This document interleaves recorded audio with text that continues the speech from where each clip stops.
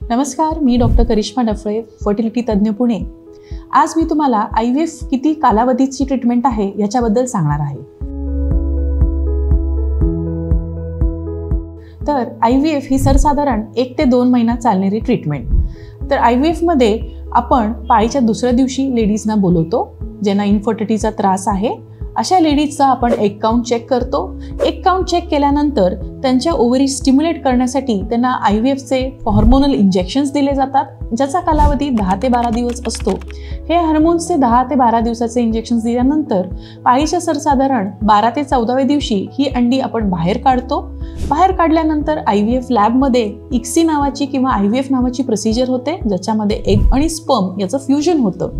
5 दिवसानंतर जे गर्भ बनतात हे गर्भ आपण ब्लास्टोसिस ज्याला आपण म्हणतो, हे गर्भ गर्भाशयाच्या आत ट्रान्सफर करू शकतो जर गर्भाशयाची लाइनिंग छान आहे प्लस तुमचे हार्मोन्स नॉर्मल लेवल किंवा हायर रेंजमध्ये नसतील तर या प्रोसेसला फ्रेश एम्ब्रियो ट्रान्सफर म्हणतात।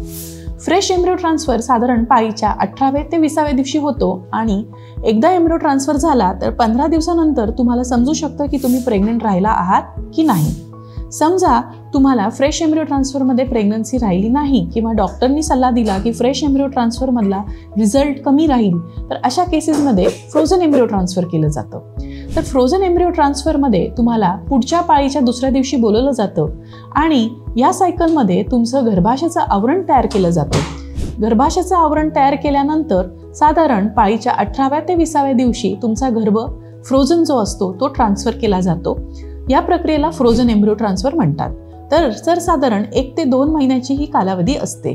तर IVF आणि अशा ॲडव्हान्स IVF फर्टिलिटी प्रोसिजर्ससाठी तुम्ही खालील दिलेल्या नंबरवर कॉन्टॅक्ट करू शकता किंवा आमच्या YouTube चॅनलला सबस्क्राईब आणि लाईक करू शकता। धन्यवाद।